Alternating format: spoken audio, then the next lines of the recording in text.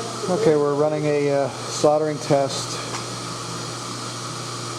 with the DuraPower 10 kilowatt power supply.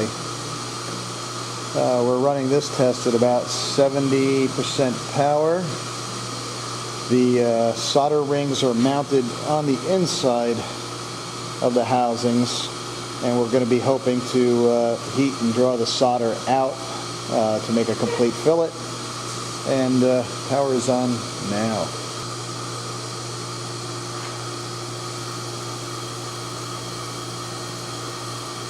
Flux is activating.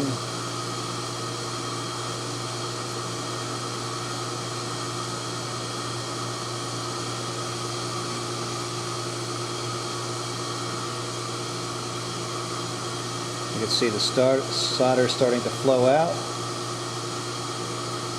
and the test is complete.